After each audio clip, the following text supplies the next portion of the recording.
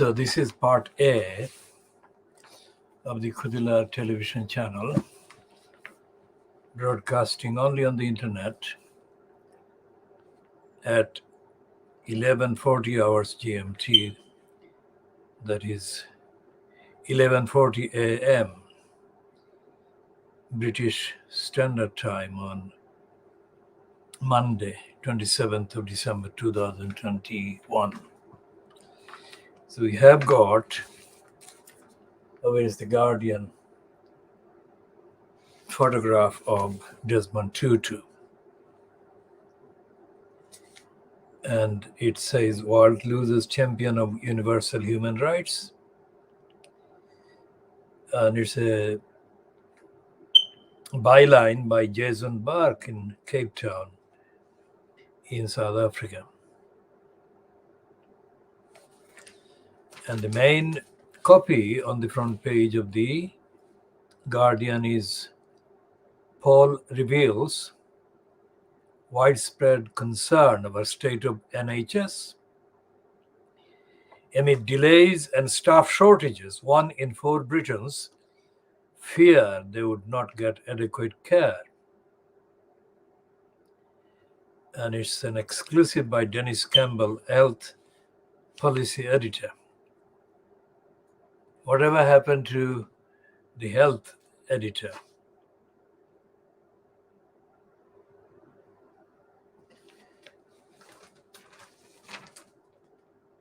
And this page 2 has got a picture of the police apologizing to family of ex-footballer after police constable's manslaughter conviction. This footballer is pictured as Dalian Atkinson, who was a striker for Aston Villa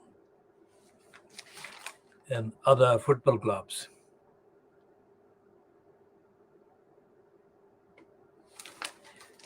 And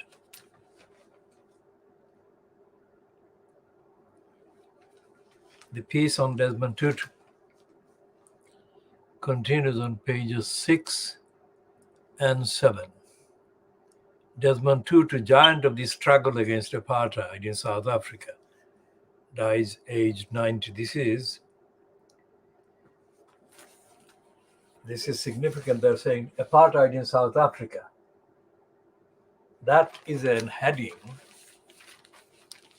that could also imply apartheid in other countries.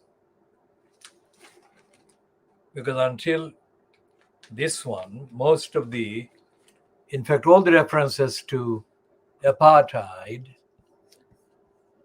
implied South Africa. So apartheid equals South Africa, except in this particular issue. Now, the Guardian is, of course, the only one that is leading today's paper with the comprehensive picture and copy of the news item and the coverage. The Daily Mail doesn't have anything about Tito on the front page, but the Daily Express does have. And let's look at the Sun. This is the Dirty Digger Rupert Murdoch scam. And it has got the whole page given to this alleged intruder and the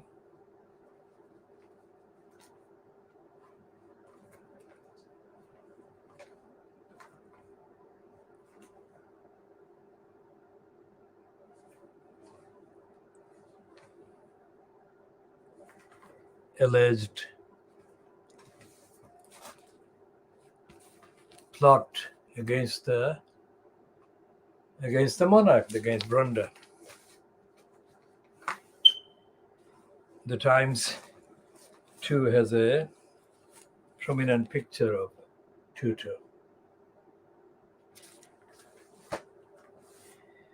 It seems that we've got 2 copies of The Guardian. And the Mirror has a champion for justice on the top.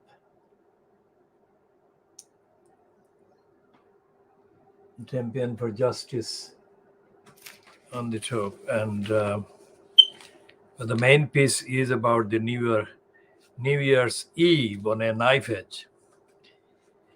Now we shall come to why the Fleet Street papers go over the top.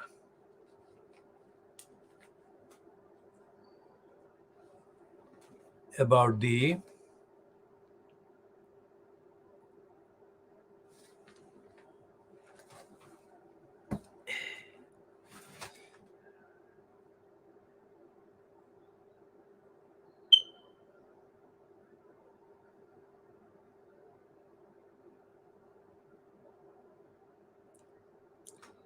so what is happening here is that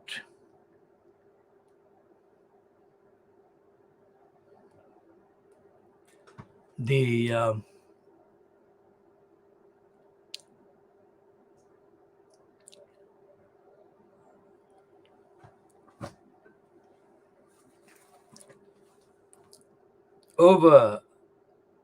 overhyping of the importance of the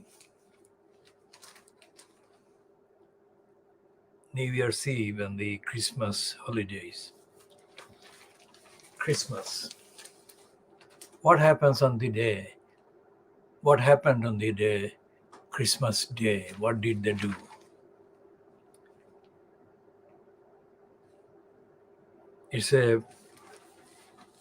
So the Mirror has got 2 pages as well on the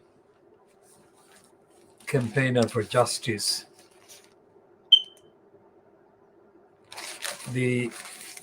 Both the Guardian and the Mirror and the Times avoid the word racism, colonialism, and they talk about Tutu fighting for justice. In the case of the Guardian, Tutu fighting for an anti-apartheid in South Africa. And this is the Mirror. And the caption to this picture on the Times reads, "The Queen led British tributes to Archbishop Desmond Tutu, who died yesterday in Cape Town, aged 90. Hailing him a champion of human rights." Well, the champion of human rights by the Times attributing the phrase human rights, champion of human rights, to Brenda, the Queen, is indeed historic. Because none of the papers, including the Times, even the Guardian, they're reluctant. In fact, they're reluctant most of the times to refer to the phrase human rights.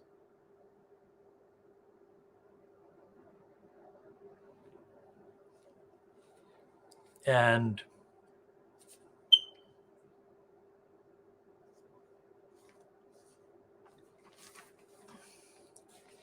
this is the page 9 of the Times, which Queen leads tributes to Tutu, icon of forgiveness.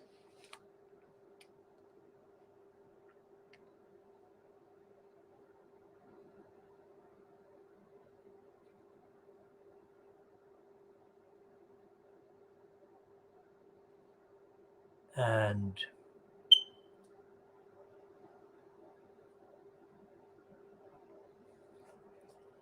It says that Tutu met Brenda on a 1995 state visit to South Africa.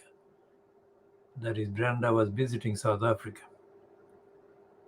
He was remembered at St. George's Cathedral in Cape Town yesterday. So that's the picture of Brenda with Desmond Tutu in 1995. That picture was taken in 1995 during Brenda's visit to South Africa.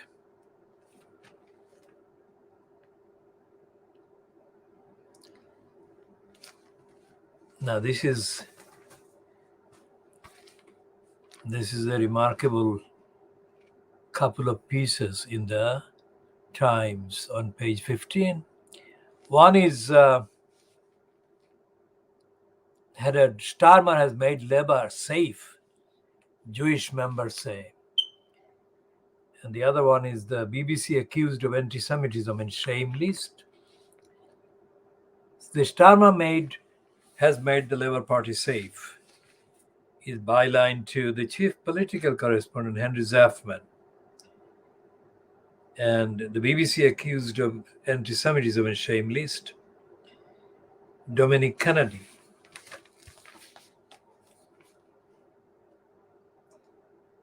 Is it a objective universal piece about racism, or is it just concerning Semitism and Jewish people?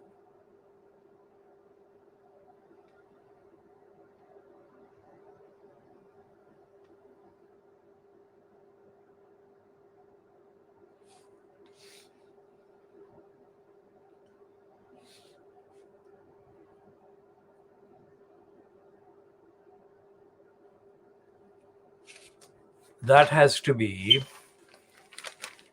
one of the key issues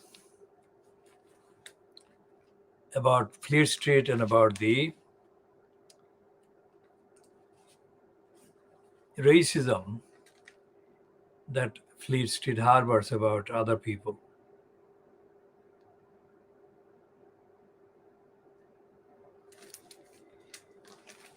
And there is a sad story on page 24 of the Times, which is about the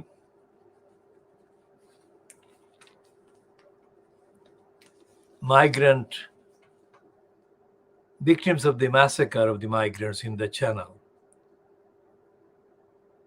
And its heading is Migrant Boat Victims Return Home to be Buried.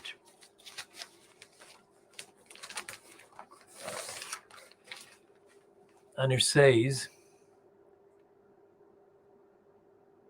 the bodies of victims of the migrant boat disaster in the Channel last month arrived back in Iraqi Kurdistan for burial yesterday. Convoys of vehicles led by ambulances fanned out from Erbil airport across the region on their way to the towns and villages to the east and north from east and north from where most of the victims came. At least 27 people drowned on November 24 when the inflatable dinghy on which they were making the journey from northern France to England sank. 26 of them have now been identified. There were 2 survivors who said that there might have been as many as 33 people crossing altogether.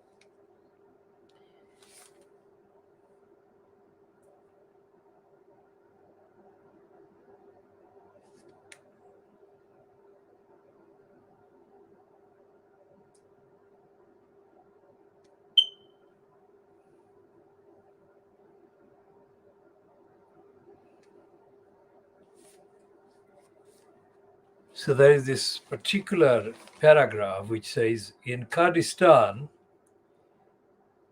It has set off a debate about how a region established with British and US military support in the early 1990s and once envied for its stability and its share of Iraq's oil income could have become a byword for illegal emigration.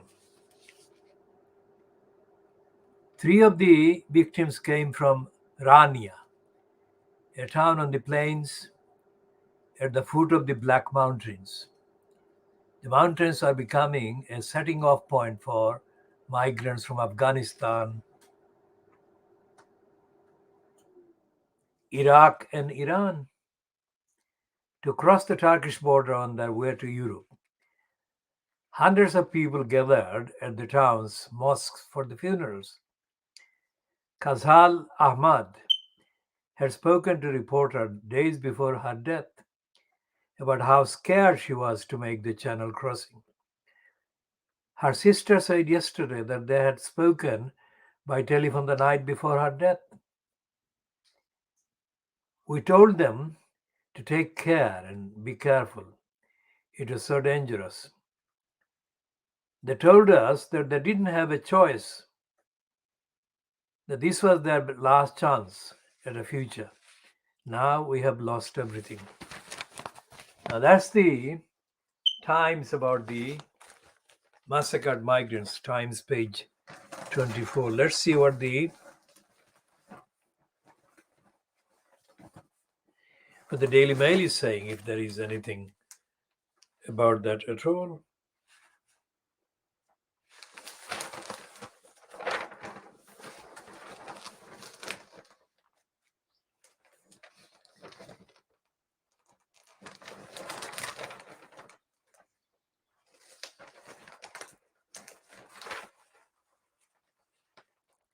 This is Monday, the 27th of December 2021, and this is the Khoodeelaar television channel being broadcast only on the internet. Khoodeelaar. Khoodeelaar is the campaign set up in December 2003 by me and K. Jordan, initially to defend the community against the Crossrail hole plot against Brick Lane, London E1 area, but essentially continuing. The Khoodeelaar campaign soon assumed the role as the continuation, active continuation of what I had begun in December 1973,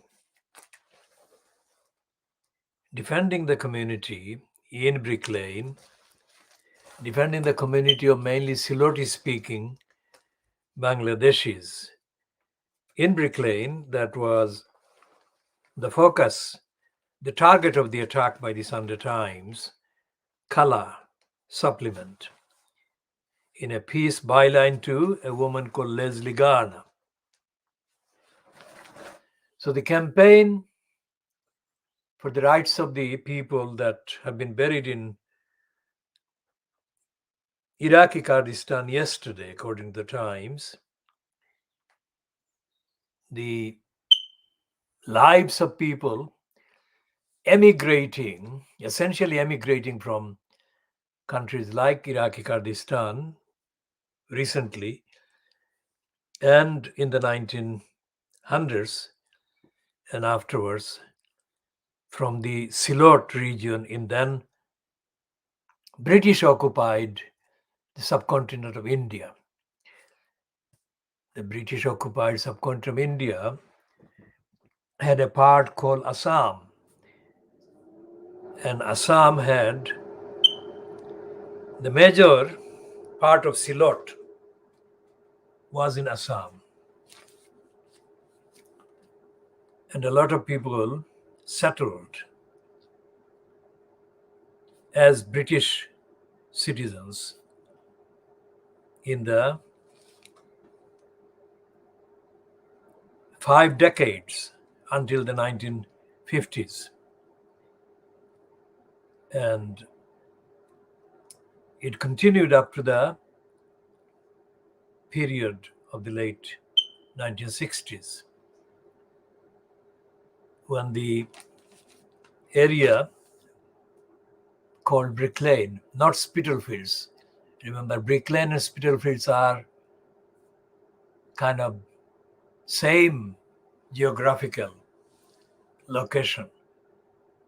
But the two words Brick Lane has come to refer to the Bangladeshis, Silotis, Muslims, for the last 70 years or so.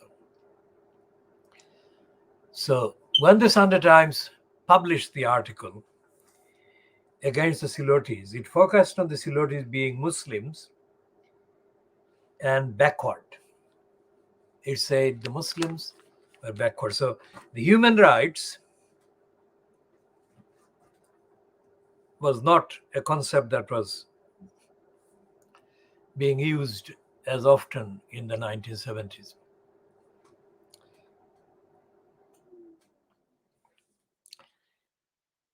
And the decision by the Sunday Times to attack the Silotis, the Muslims, the Bangladeshis, and those in the Brick Lane area symbolized the attack agenda aimed at the Bangladeshis throughout the UK.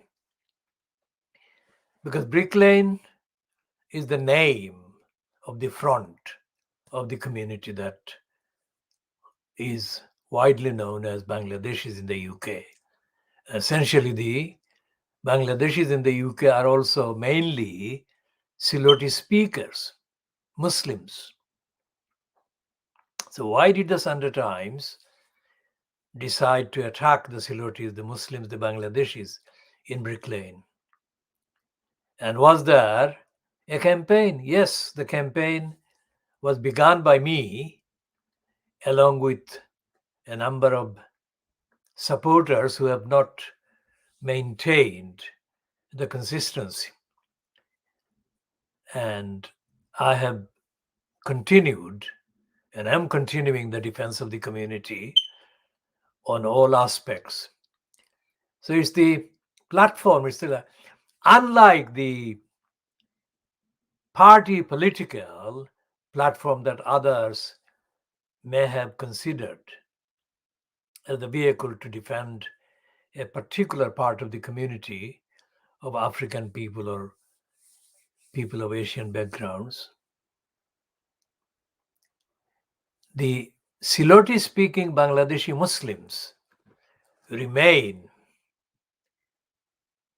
a demographically and in many respects culturally clearly identifiable as a group. And repeated attempts have been made in Britain by the mainstream media and surreptitiously by the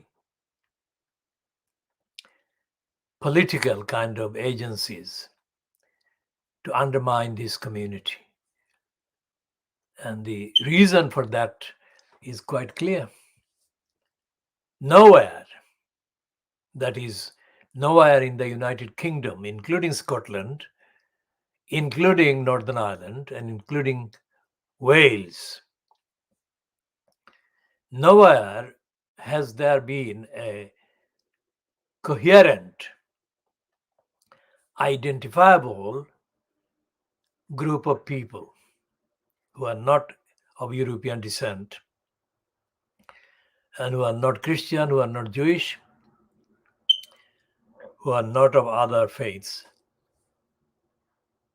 but Muslim, and they come from what used to be the Assam part of the British Empire, the Raj. And the reason why the initial kind of migration occurred was to do with the fact that significantly, a large number of Silotes were sea persons working on the British sea ships. And in the case of many of them, when the ships arrived in London, very small number of them did that from Liverpool or Bristol, but most of the people who left their ships did so in London, various parts of London, various ports of London. This happened before the so-called First World War, and this happened throughout the period until the onset of the so-called Second World War. And with little exception, these people who left the sea settled in and around Brick Lane, Whitechapel, very small number in Cannon Street Road area, in Tower Hamlets. So this happened, and it has been happening for more than 100 years. And these people have been mainly working as low-skilled factory workers. And they have been, compared to the other demographies in the population, quite closely supportive of one another. And that has been the social kind of structure. So when the Muslims set up a mosque in the Commercial Road, not far from the location of Troxy today, there was a dispute. There was an objection or series of objections by local non-Muslim kind of inhabitants. And their objection included in the location of the Muslim place, the mosque. And they objected to the extension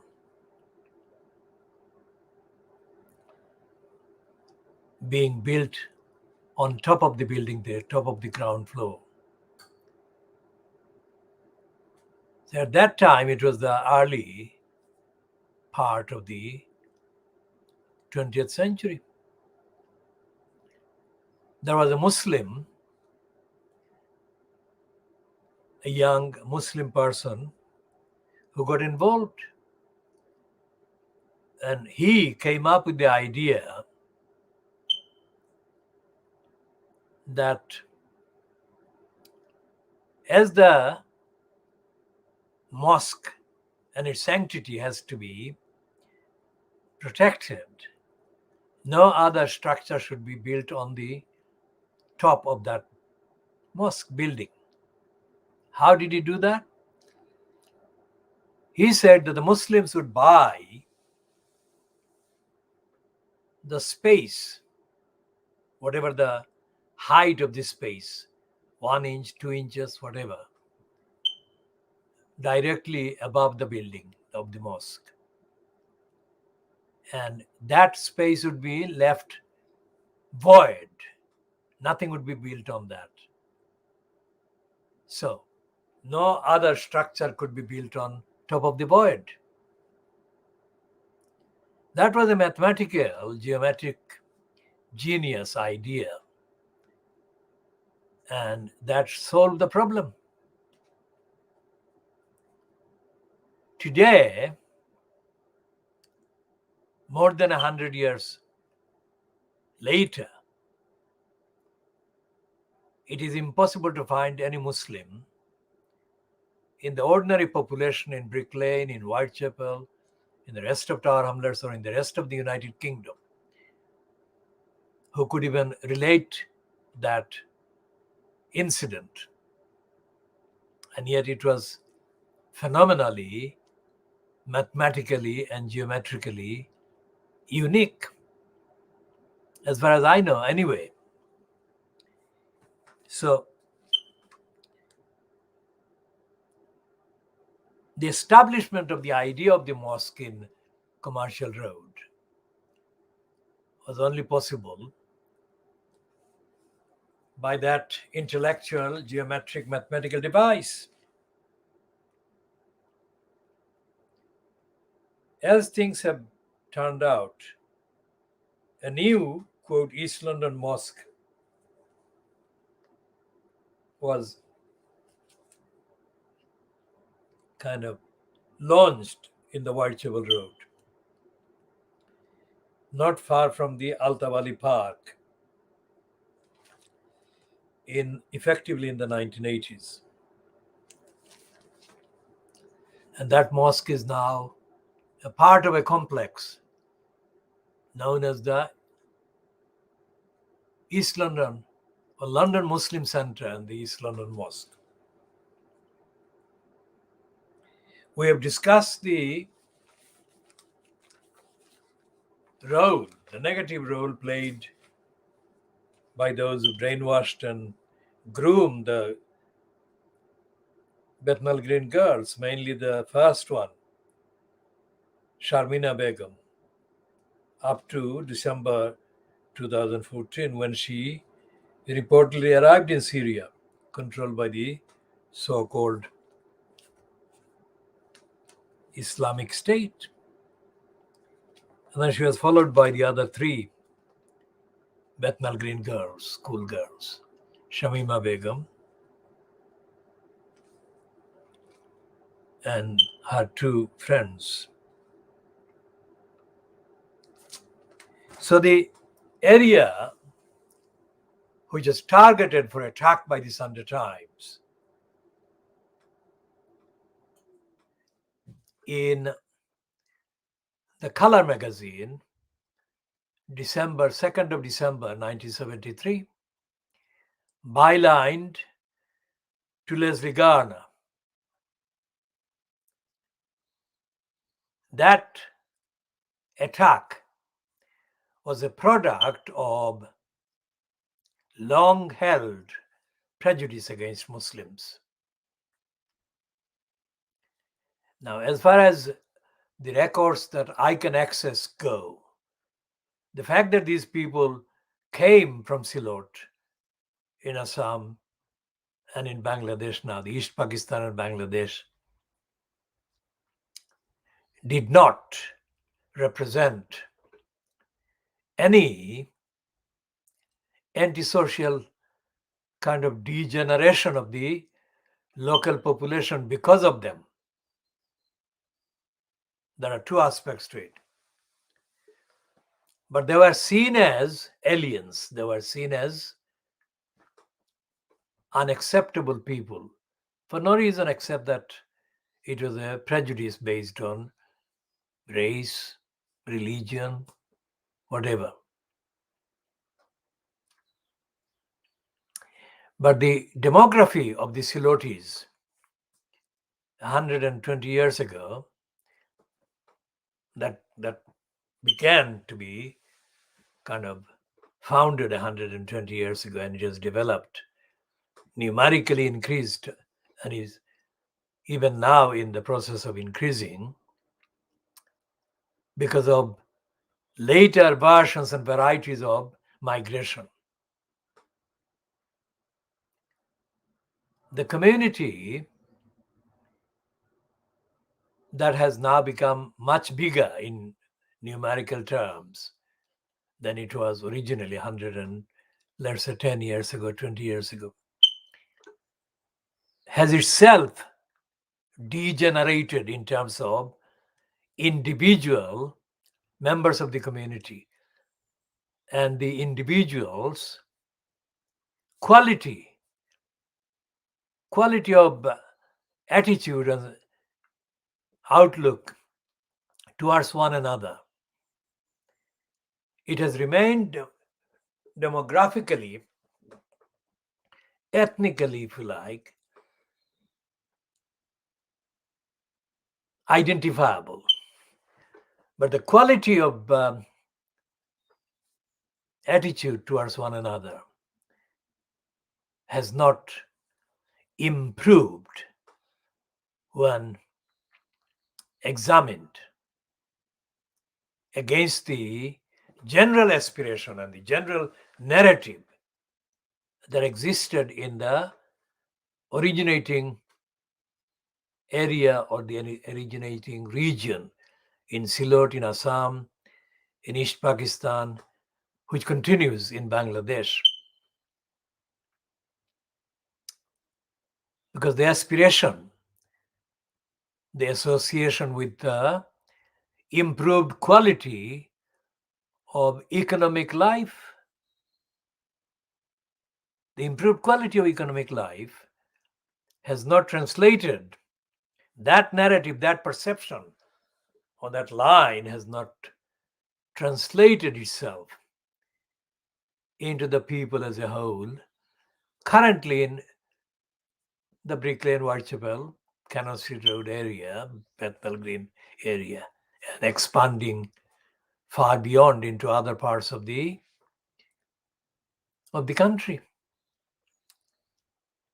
So, contrary to the assumption and the assertions by the hostile article bylined to Leslie Garner on the 2nd of December 1973, the very close homogeneity that she depicted and the very close kind of association with clearly backwardness that she wanted to convey at the expense of the Sylheti-speaking Bangladeshi Muslims in Brick Lane.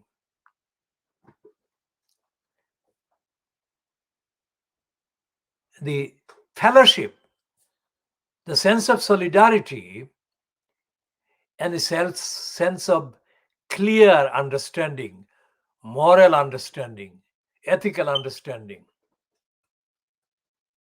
both about the people themselves, the people thinking about their own state and status, as well as the future kind of generations, let's say children, grandchildren, and so on. The people attacked by this Sunday Times article did not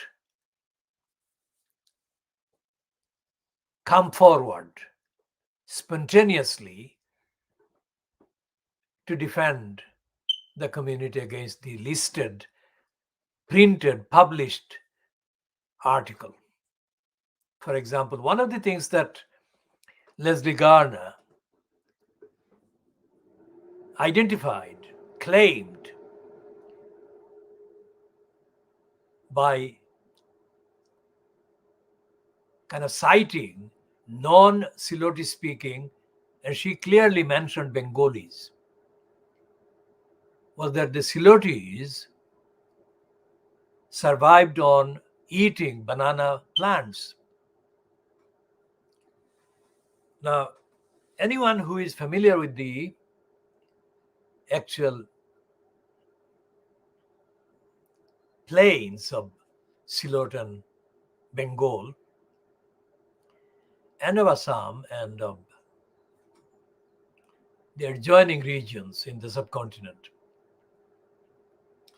anyone who is actually familiar by actual sight and habitation would know that that was an absurdity beyond condemnation. For a start, eating banana plants can happen, but it is a nourishing experience. It is not evidence of people's cultural backwardness or lack of quote civilization, which is what the Leslie Garner piece was trying to convey. So, for example, when people eat natural kind of roots and plants and whatever, they are loaded because that is nutritious and overall very good for the health. In any case, the idea was not to load the nutritious quality of the banana plants. The idea that Leslie Garner wanted to convey was how backward the Silotes were, how backward the Muslims of Brick Lane were. And then she also ran, quite ironically, she ran a couple of pages with photographs of what she claimed to be local residents in the Brick Lane area from Pakistani background. Now remember the date? The depiction of the Pakistanis by Leslie Garner in the same article in the Sunday Times magazine on the 2nd of December 1973 was very opposite the depiction she made of the Silotes, a hostile depiction. The Silotes, the Muslims, the Bangladeshis. Bangladeshis, not Bengalis, because she was referring to the existence of Bangladesh, but she was not showing a unified community of Silotes and non-Silotes or Bengalis. She pitted the Bengalis against the Silotes collectively. Why did she do that? That was less than 2 years since December 1971. So why was she running a very hostile piece against the Silotes, against the Muslims, and a very positive section in the same article praising the Pakistanis? We are not objecting to any innocent Pakistani or Bengali or any other person being given any qualitative evaluation and commendation. What we are and we have been, this is now 48 years.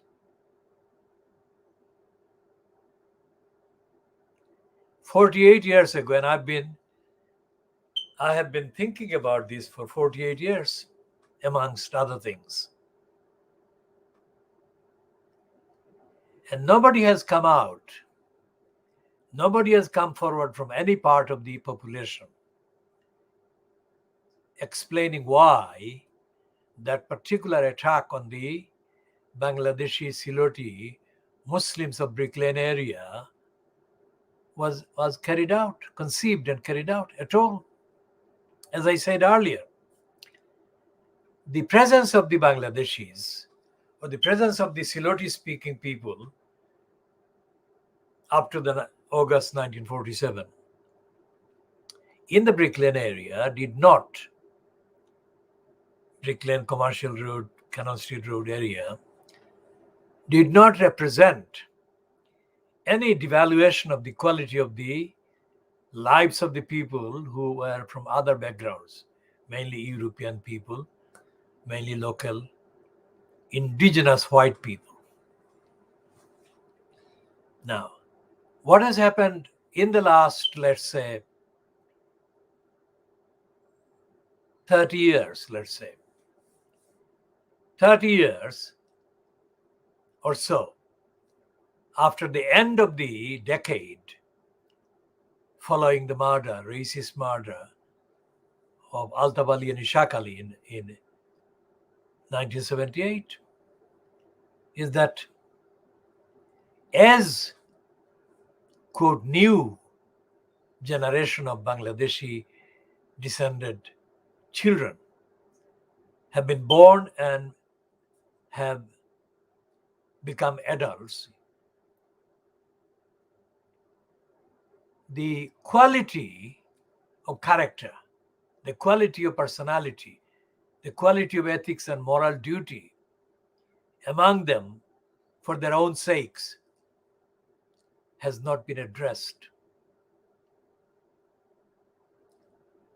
What that means is that for most of those people who have been brought up in the last, let's say 30 years, born and brought up in the Brick Lane area and adjoining areas, Brick Lane, Bethnal Green, increasingly Poplar, Cannon Street Road, Shadwell, Limehouse.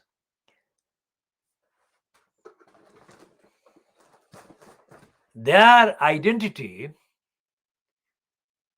is either obscured from any noticeable presence in the ordinary demography, or they are noticed by criminal activities. And in between, there have developed or they have grown individuals seeking careers in the so-called mainstream, like to take the most remarkable example, the local Tar Hamlets Council. But as I've said before, not in this edition, but before, for the first time in the history of the London Borough of Tar Hamlets Council, since it was launched in April 1965 with the merger of the former Poplar Council, Bethnal Green Council, and Stepney Council. Since April 1965, there were no councillor on the council worth mentioning who represented the Bangladeshi community in character, in essence, in ethics, in morality, in advocating a new kind of contract in the society that is based on the addition of the ethics and the morality that the Muslims, the Bangladeshis, the former colonized people brought into the equation.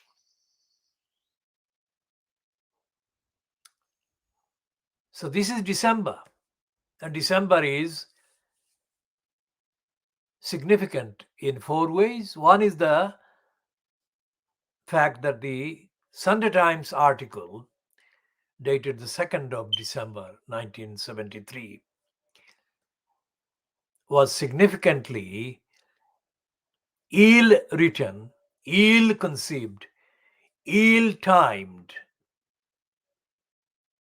and it was December, the 16th of December, back in the subcontinent, that the new state of Bangladesh, liberated Bangladesh, was created and recognized by India, fronted by Indira Gandhi as the Prime Minister, and then followed by other countries.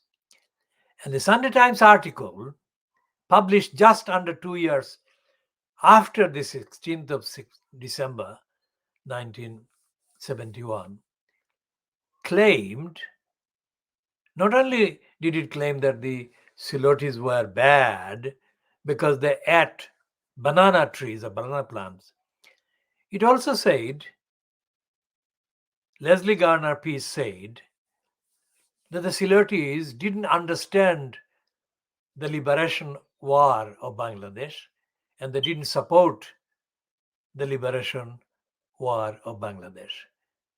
That the only time they became aware and took any part in supporting the 1971 Liberation War in London was when these Siletis were approached by knowledgeable Bengalis who didn't live in Brick Lane area. Leslie Garner effectively implied and pointed out. Why did they do that?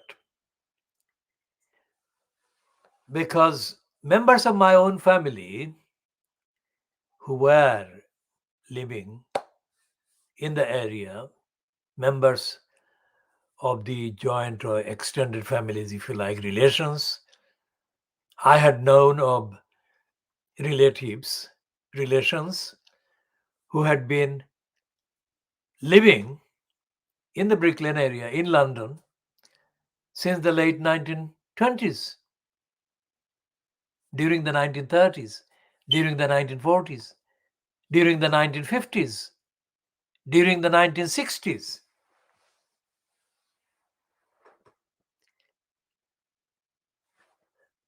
And from the 60s onwards, my own biological father was among them, living in Stepney. And my biological father, as well as his acquaintances, were prominent in leading the mobilization in the Brick Lane, Whitechapel, Cannon Street Road area of Siloti-speaking Bangladeshis or East Pakistanis at the time, and they collected charitable funds and they collected charitable other activities throughout the whole period of the 9 months. So why did the Sunday Times article deny all of that?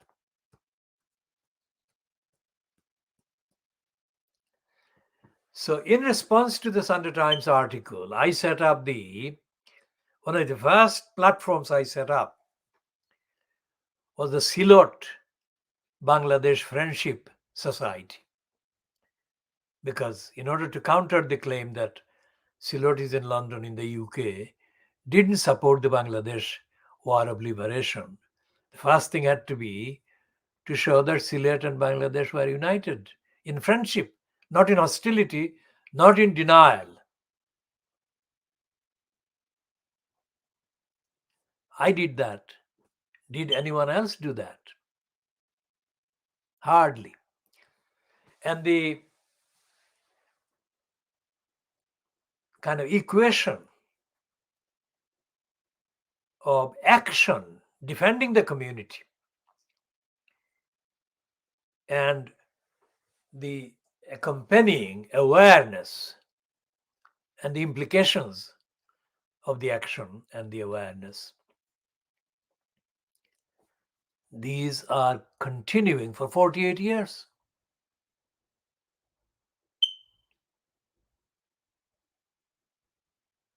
How can this be evaluated in money terms, in terms of the value in monetary terms of the defense of the community?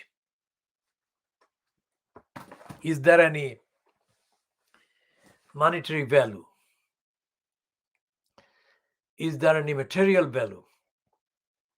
Yes, there is.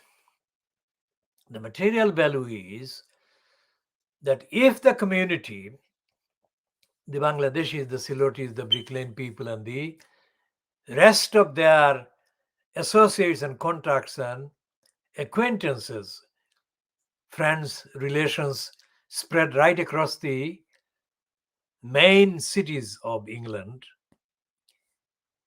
if they are recognized as having contributed their best in a foreign country to rid then East Pakistan of the attacks and the violations of the military forces of the Pakistan Army,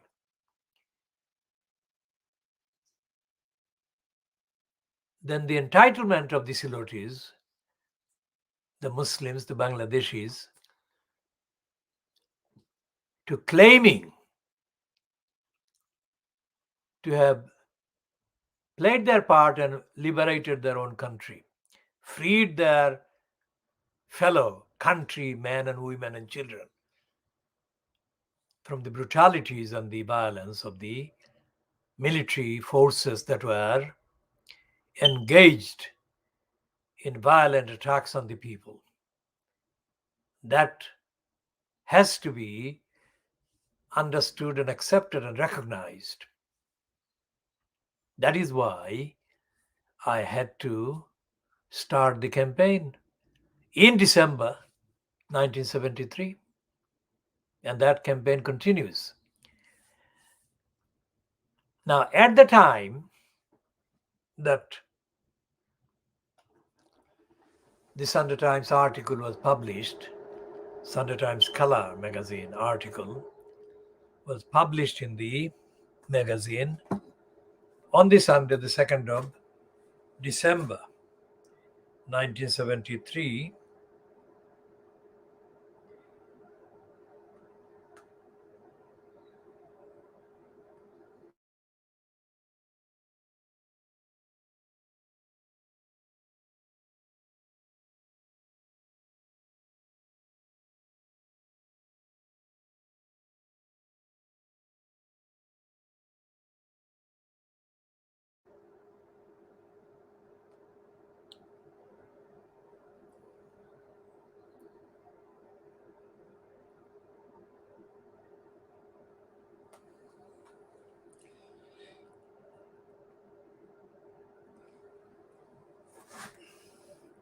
This is the kind of small image of that article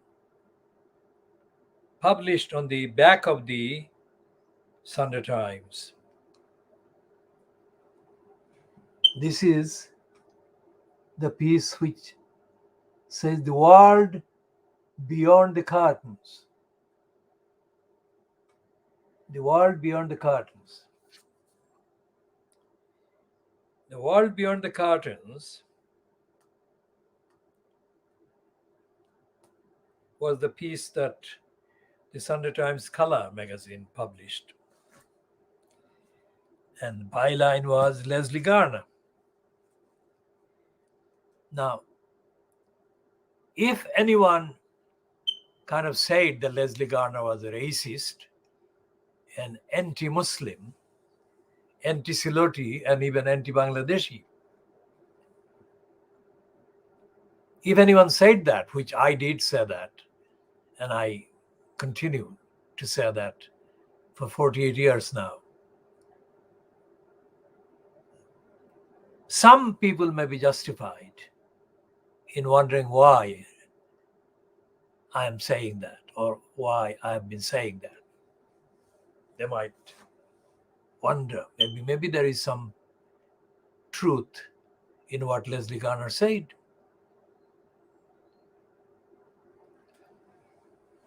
And I recognize their right to say that or to pose that question. And I'll come to the internal introspection that I've been having for 48 years. Remember, I started this section by posing the question whether that is the work that I've been doing or the work, the campaigns I've been setting up to defend the community, the campaigns I've been doing, are these activities worth any monetary value? I mean, can an amount, let's say, deployed by Jeff Bezos or Elon Musk or Bill Gates or Mark Zuckerberg, can any of them or all of them place any amount of money on the table, on the rhetorical table, and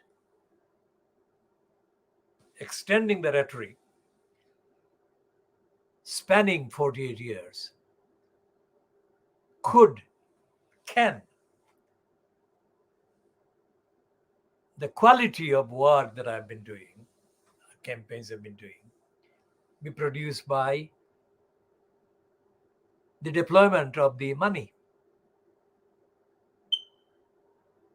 The answer is no. You cannot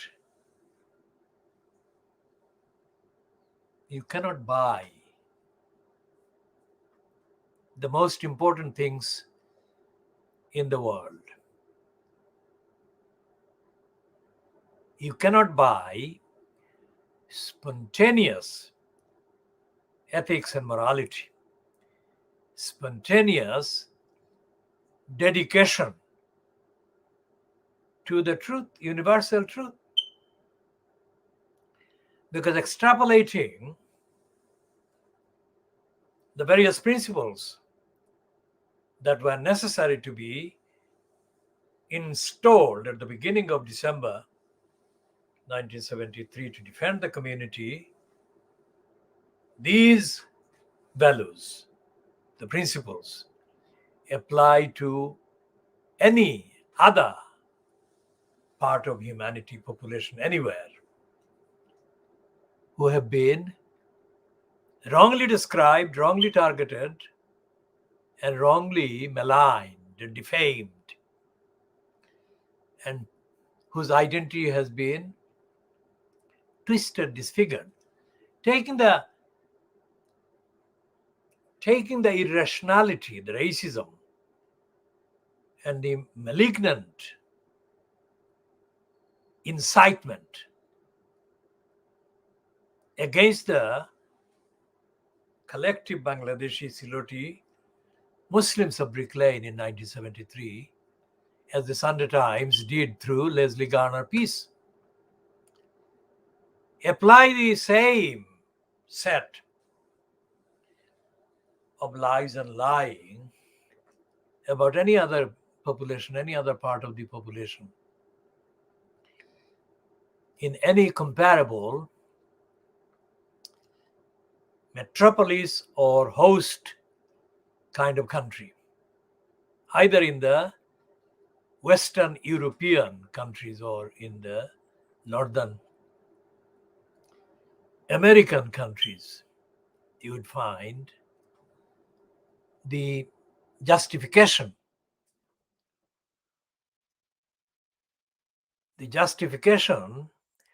already created for denying what is nowadays the human rights of the targeted people.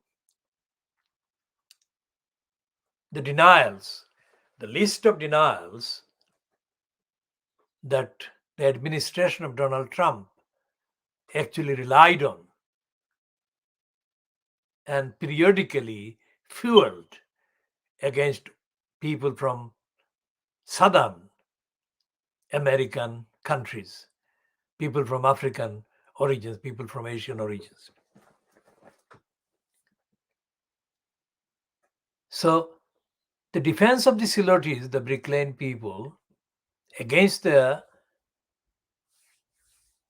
Leslie Garner fronted attack contained the defense of the massacre victims, the Iraqi Kurdish people that have been buried in their country yesterday.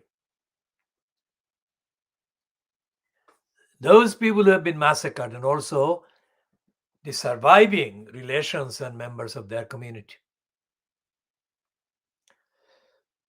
So the question in one of the papers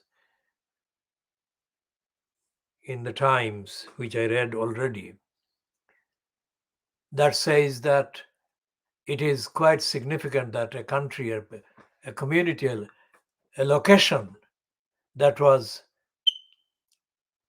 remarkably stable in the aftermath of the American military kind of support and the creation of the supported status of the population.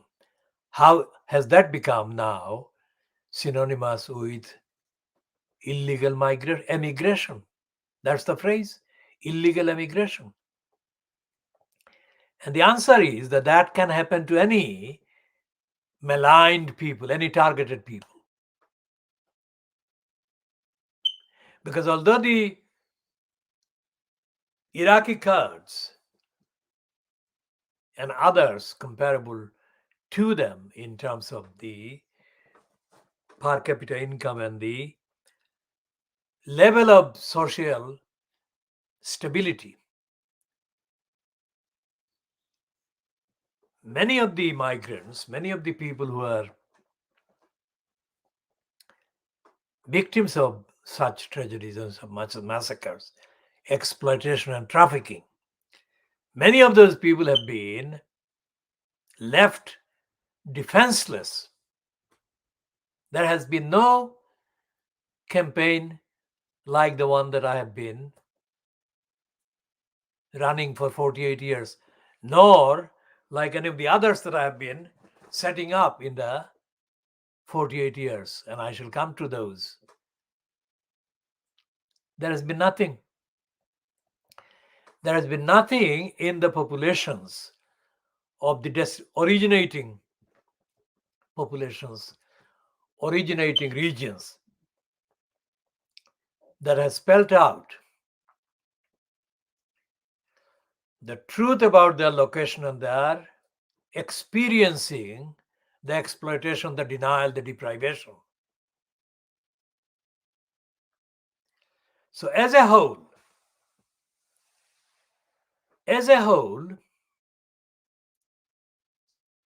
there is no personality, there is no dedicated personality, either individually as a one-off or as a collection of similarly dedicated personalities in any of those regions, either in Kurdistan, in Iraq, in Afghanistan, in any of the other parts of the world, where in the name of freedom, liberty, liberation, civilization, series of American, Western European empires have been imposed.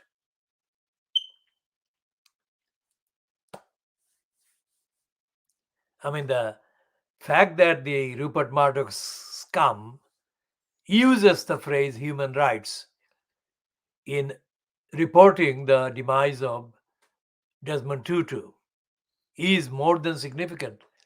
Why? Because while Tutu was alive and while he was engaged during the most bitter years against the racists in South Africa, the scum newspaper, the Murdoch owned and controlled scum newspaper, echoed the racist Margaret Thatcher, who openly described Nelson Mandela as a terrorist. Now, that was not a one-off. That was the disgusted kind of views of the racists who thought that, likes of Nelson Mandela, wanting an end to apartheid, racism, massacre, murders of black people, that the campaigners were committing acts of terror. That was 1980s. The so-called Muslim terrorists were unheard of.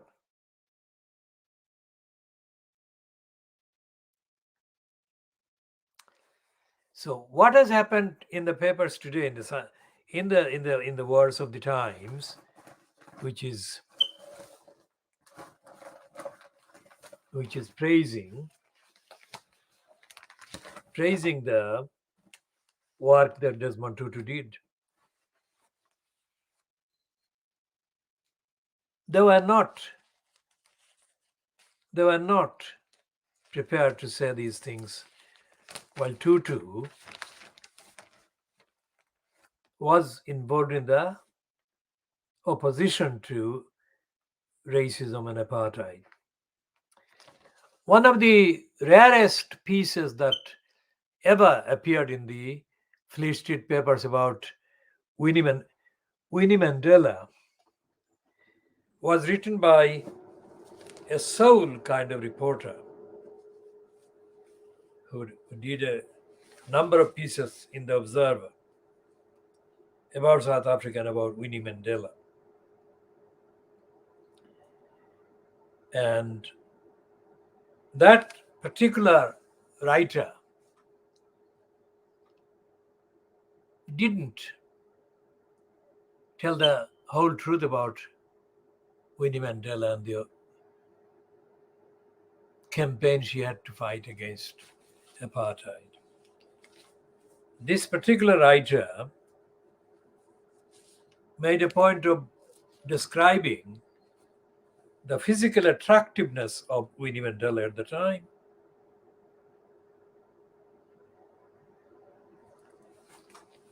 That was a one-off that I noticed.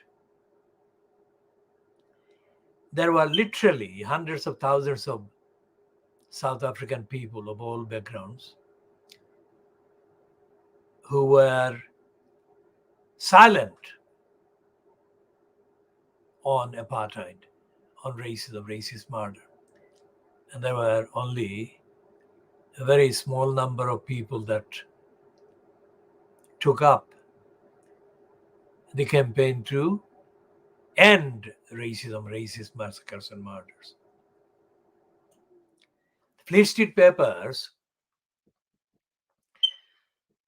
knew what was going on, but they suppressed the knowledge, suppressed the facts, suppressed the evidence. So when the Times today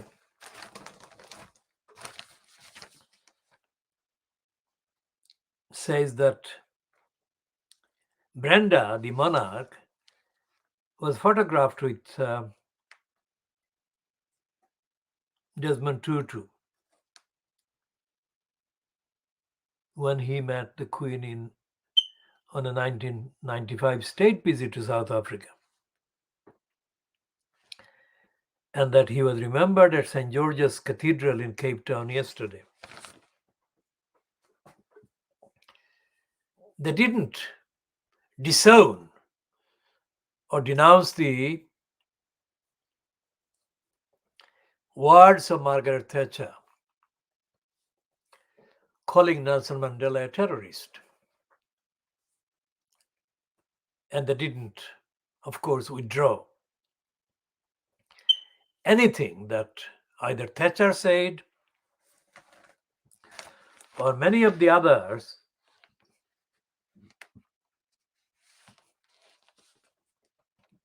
in the UK government said against Nelson Mandela. And as I have said before, Gordon Brown, who was the short-term prime minister for about 3 years after Tony Blair gave up, during his visit to parts of Africa, Gordon Brown made a point of saying that he refused to apologize for British Empire or racism. So that sums up the received opinion about racism, about apartheid, about migration, about poverty that prevails in the UK today, because the Times is not disowning. Look at this sick-making reference to Boris Johnson about Desmond Tutu. Can you believe this? It says, and it puts this within an apparent quotation, the alleged words of Boris Johnson. It said Boris Johnson said he would remember Tutu for his leadership and humor. Can you believe this? Where did he come across that? He was a critical figure in the fight against apartheid and in the struggle to create a new South Africa, and will be remembered for his spiritual leadership and irrepressible good humor. How dare he?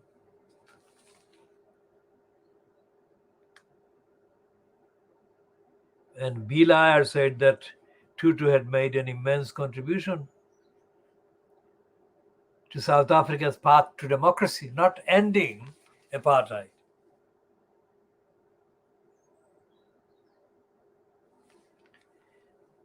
In 2012, Tutu pulled out of an event at which he and Blair were both due to speak. Tutu saying he felt the former Prime Minister's support for the Iraq war was morally indefensible. Blair said yesterday, Tutu's spiritual leadership and willingness to take action in pursuit of peaceful change earned him the respect of millions in South Africa and the rest of the world. My condolences to his wife, his family, and loved ones.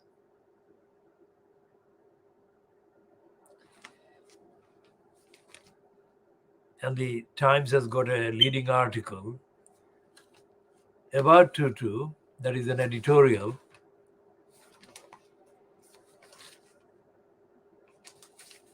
And what is he saying?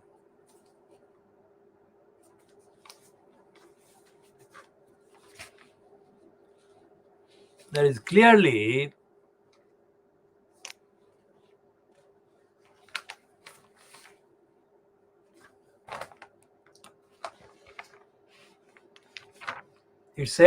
it actually says that Tutu was a saint.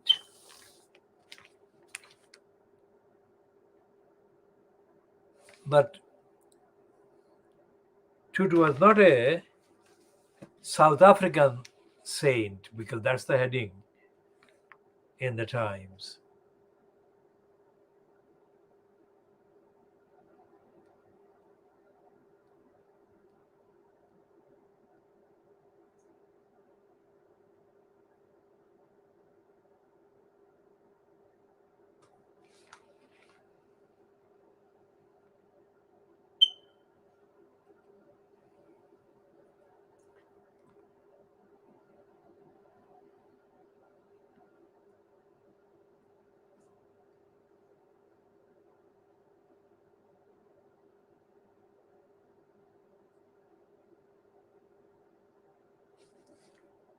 So it's recognizing the concept of human rights and sparing the bloody race war. But there is nothing in the Fleet Street Papers about Tutu. They recognize the British racist role then and now. And now meaning the massacre of the Iraqi Kurds in the Channel between France and England in November 2021.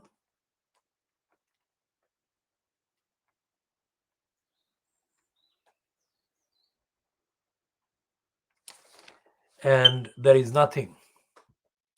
They're praising Tutu, but there is nothing currently they're saying about any of these countries, Africa, Asia, in the originating countries of the migrants. And there is no comparison between the people that came from Silot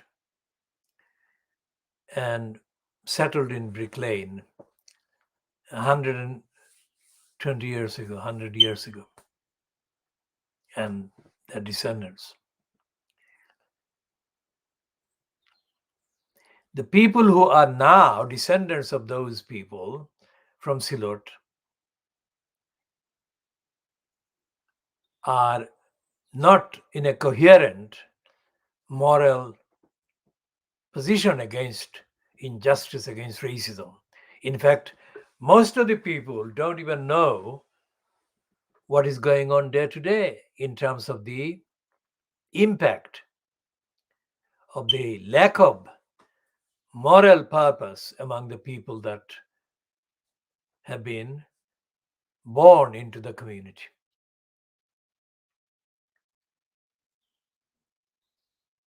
If there is any moral purpose, it's not being made apparent by the behavior.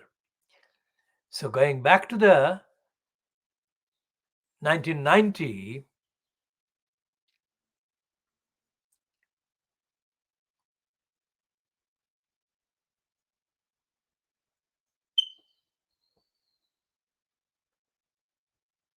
local council election,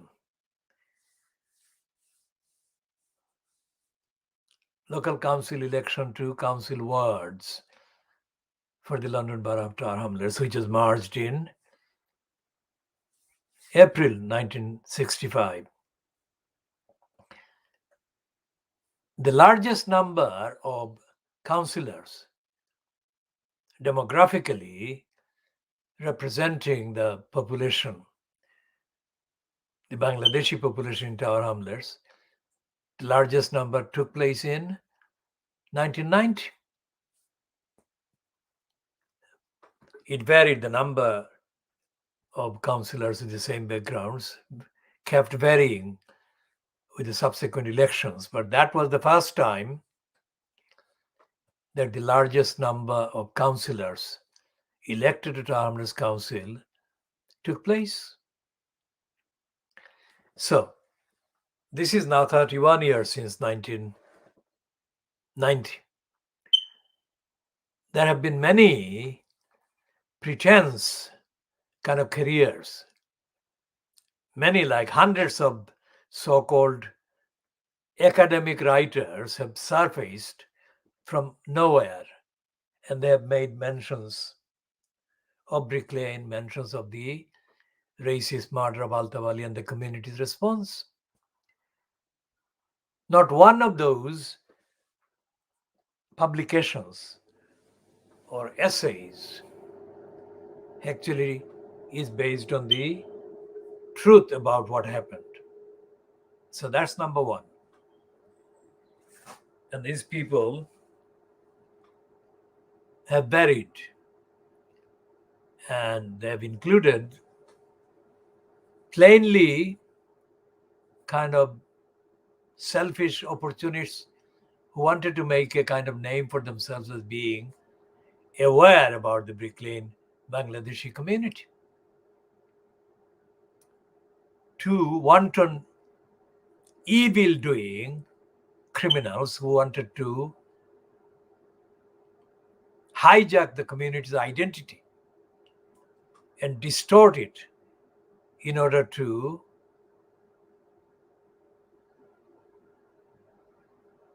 indirectly imitate the same agenda that Leslie Garner's article in the Sunday Times was produced by. So we shall be talking about all these experts that have been given wrongly and ignorantly various academic recognition by the likes of Goldsmith College of the University of London and other places like the University of Birmingham, to mention only two. And we shall be continuing to diagnose Sunday Times and other listed papers and their role about the community that was attacked by the Sunday Times article on Sunday, the 2nd of December, 1973.